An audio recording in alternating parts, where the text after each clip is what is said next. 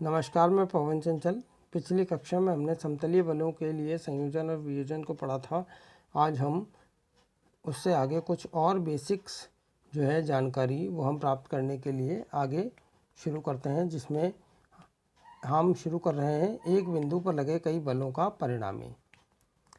जैसा कि चित्र में दिखाया गया है, हमारे पास OX और OY अक्ष दिए हुए हैं तथा इस तल में हमारे पास बिंदु O पर F1, F2, F3, F4, F5, F6 ये बल O बिंदु पर क्रियाशील है।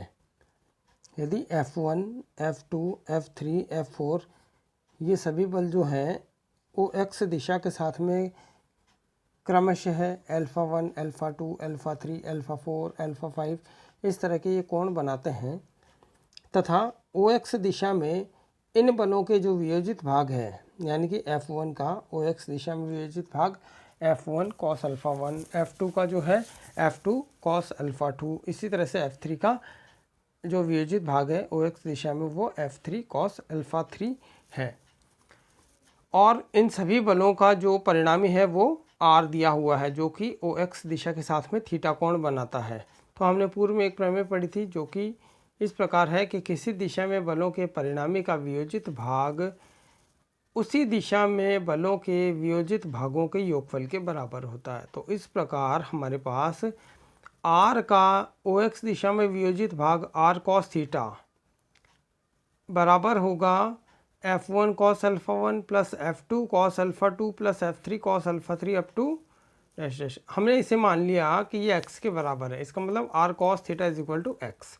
इसी प्रकार R sin थीटा जो है इन सभी बलों का जो OY दिशा में वियोजित भाग है इनके, जो कि क्या है F1 sin α1, F1 का जो वियोजित भाग है वो है F1 sin α1। इसी प्रकार F2 का जो है वो F2 sin α2। इसी तरह से ये सभी इनके बलों के वियोजित भाग है OY दिशा में। तो R का OY दिशा में जो वियोजित भाग है R sin थीटा वो बराबर होगा F1 sin α1 plus F2 sin α2 plus F3 sin α3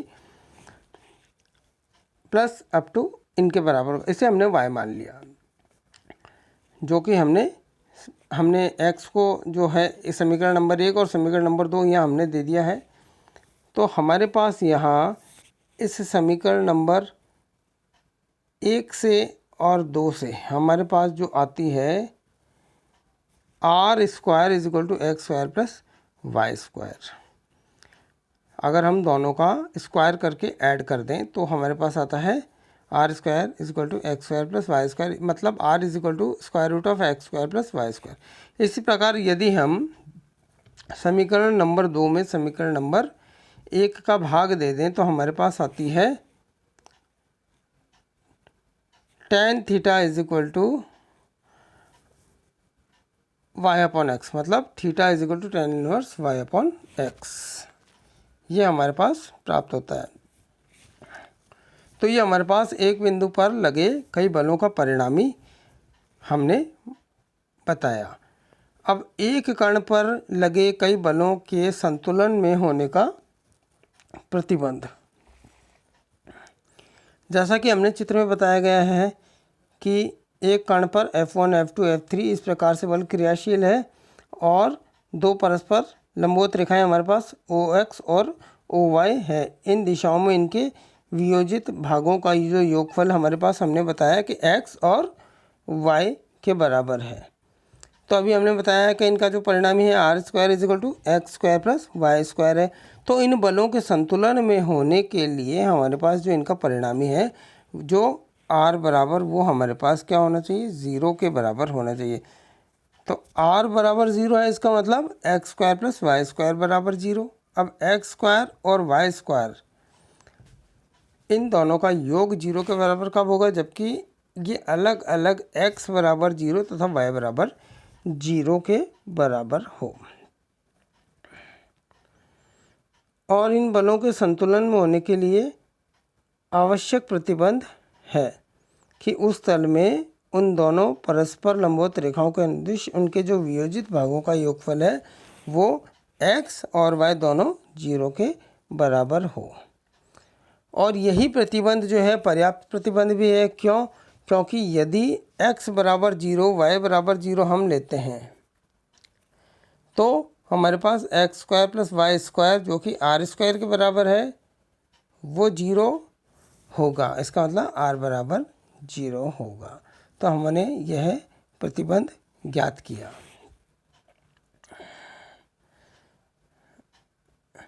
अब हम पढ़ते हैं बल त्रिभुज नियम। ये हम पूर्व की कक्षाओं में पढ़ चुके हैं और हम इनके कथन को यहाँ पढ़ रहे हैं वापस कि यदि एक बिंदु पर क्रियाशील 3 बल परिमाण व दिशाओं में क्रमानुसार किसी त्रिभुज की भुजाओं से निरूपित किए जा सकें तो वे बल संतुलन में होंगे। जैसा कि चित्र में बताया गया है, हमारे पास 3 बल है एक बिंदुओं पर क्रियाशील P, Q तथा R। यहाँ हमारे पास ये जो है बल, ये Q है,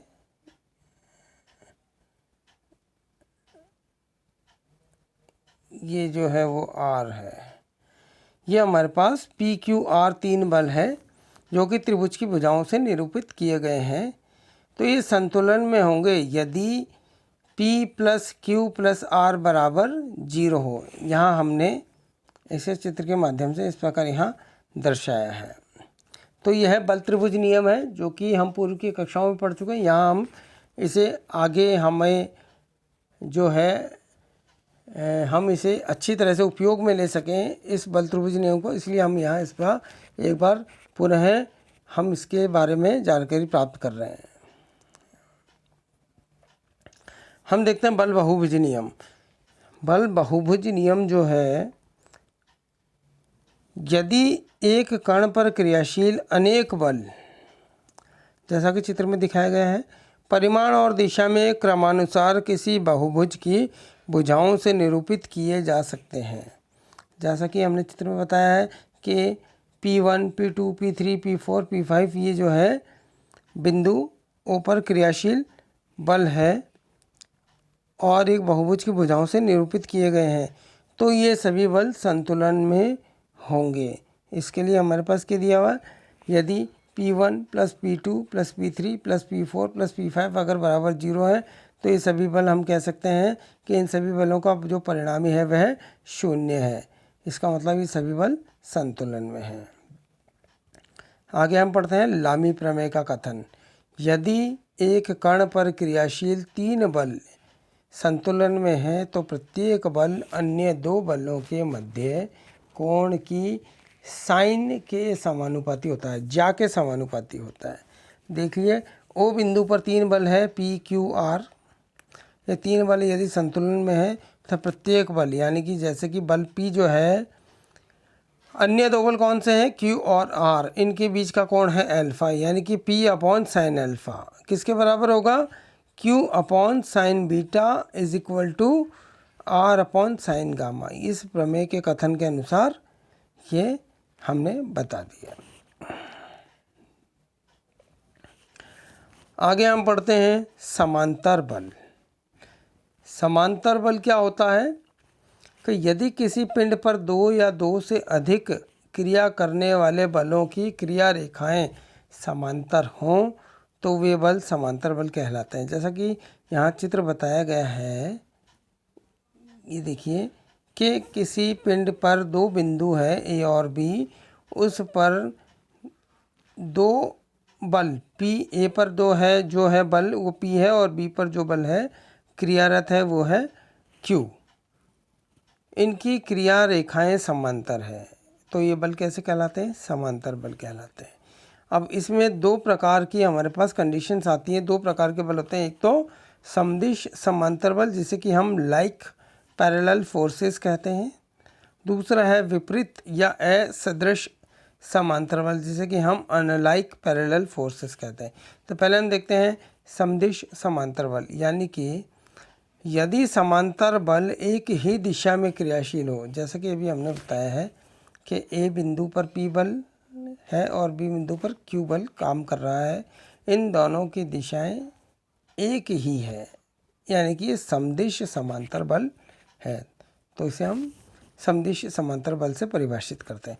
इसी प्रकार है विपरीत या असदृश समांतर बल, यानी कि यदि समांतर बल विपरीत दिशा में क्रियाशील हो, जैसा कि चित्र में बताया गया है, ए बिंदु पर जो बल है वो P वो नीचे की ओर क्रियारत है तथा बी बिंदु पर जो है वो उसके अपोजिट डायरेक्शन में क्रियारत है बल Q बी बिंदु पर। तो ये जो है विपरीत या असदृश समांतर बल कहलाते हैं। अब हम देखते हैं कि समदिश समांतर बलों का परिणामी, यानी कि जो बल एक ही दिशा में क्रियाशील है, जिनकी क्रिया रेखाएं समांतर हैं, उनका परिणामी क्या होता है। यदि P और Q एक ही दिशा में कार्यरत दो समांतर बल है तो समदिश समांतर बलों P तथा Q का परिणामी बल P प्लस Q यानी कि उन दोनों के योग के बराबर होगा और वह उन्हीं की दिशा में उन्हीं के समांतर होगा। इसी प्रकार विपरीत समांतर बलों का जो परिणामी है वो देखें हम, तो P और Q जहाँ पर यदि P Q से बड़ा है तो विपरीत समांतर बल हैं ये दोनों, तो विपरीत समांतर बलों का जो परिणामी बल है P और Q का वो P माइनस Q के बराबर होगा, क्योंकि यहाँ पर हमने P को बड़ा माना है, इसलिए इनका जो परिणामी है वो P माइनस Q के बराबर होगा। यदि ये दोनों विपरीत समांतर बल है तो हमारे पास क्या होगा, इनका परिणामी P माइनस Q के बराबर होगा और जो परिणामी की दिशा होगी वो जो भी बड़ा बल है, जैसे जो कि हमने यहाँ माना है P बड़ा है, तो परिणामी की दिशा P की दिशा में होगी।